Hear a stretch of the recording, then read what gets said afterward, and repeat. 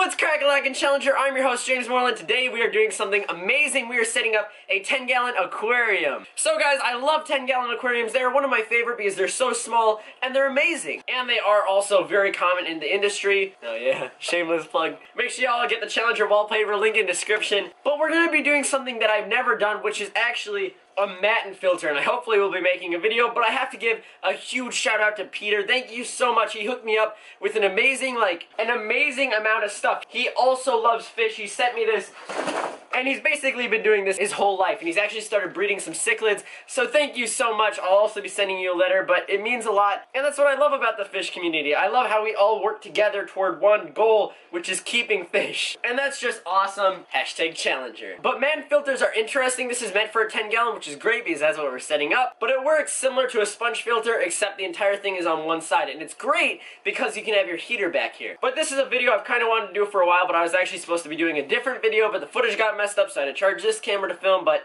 enough of that, let's get into the video. So I'm going to give you guys some advice when you're setting up your aquarium. If you haven't gotten all the stuff yet, you have to listen here because this is really important, and this will save you a lot of money. Oh, this is weird. It's actually kind of comfortable.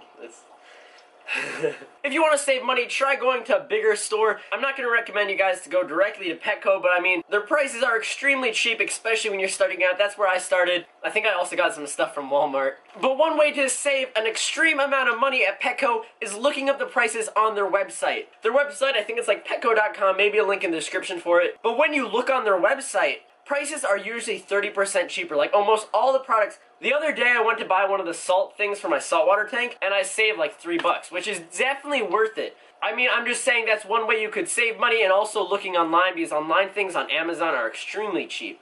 Or you could do the entire thing the DIY method, except I don't think you can make a DIY heater. I haven't really seen that successful yet. Alright, so now what you need. Now, it mainly depends on what kind of tank, but the general thing that you would need is a filter, whether it be a hang on the back, whether it be a sponge filter, or whether it be like a matin filter like this, which is awesome. You also usually require heating, especially if you're doing a tropical tank, and that comes from a heater. I have one, but it's upstairs. I'll eventually put in the 10-gallon. But heaters are basically necessary. Most fish like it a little bit warmer than room temperature, and some people say when they live in like more tropical areas like LA, that's usually hotter. I mean, if you have air conditioning, that kind of ruins the entire purpose. Now, some recommended is Substrate. Now, I will be using some Samurai soil because I did not get any new Substrate, but this is kind of more of an expensive soil.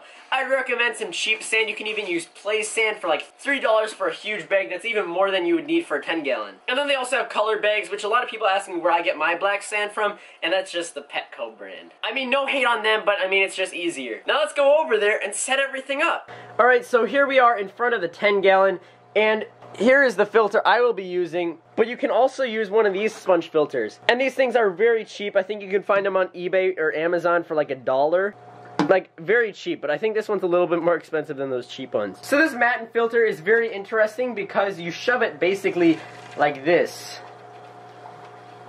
And you just fold it in with the tank, if that makes sense. Alright, so this is an extremely tight fit, and it's like kind of even hard to put in, which is great because nothing will get through on the sides. So once you have your filtration set up, I'm actually going to go upstairs and get the heater. Alright, so here's the heater. This is an older style heater. I don't know if I said this earlier, but I would also recommend you getting your stuff used because used stuff is very cheap, and you can also usually just help someone out that just got out of the hobby. Alright, so that's basically most of it. I had this nano 1-gallon tank over here, but I'm not actually going to be using it, so I'm just going to use some of the Substrate because I put a lot in this small tank into here. I'm going to remove the stone and stuff.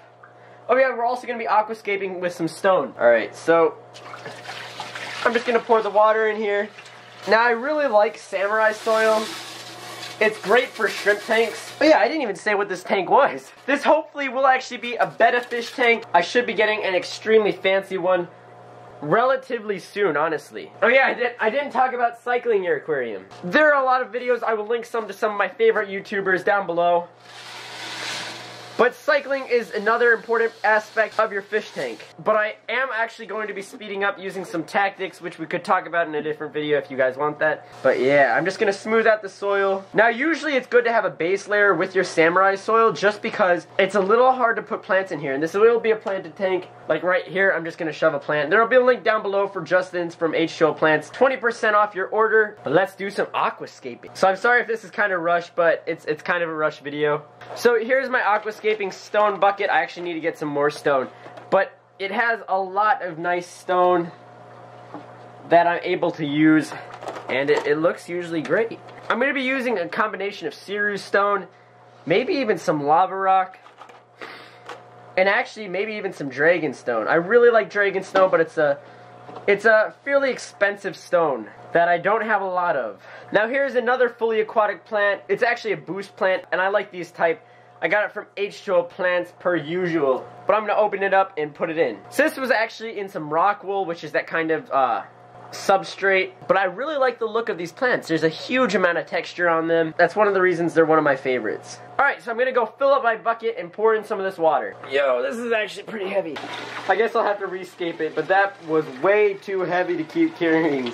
Oh yeah, guys, we also named our pea puffer. Pea puffer's name is, drumroll please, his name is Peanut. Peanut the pea puffer. I think I filmed it and that footage wasn't in a video. So his name is Peanut. He's awesome.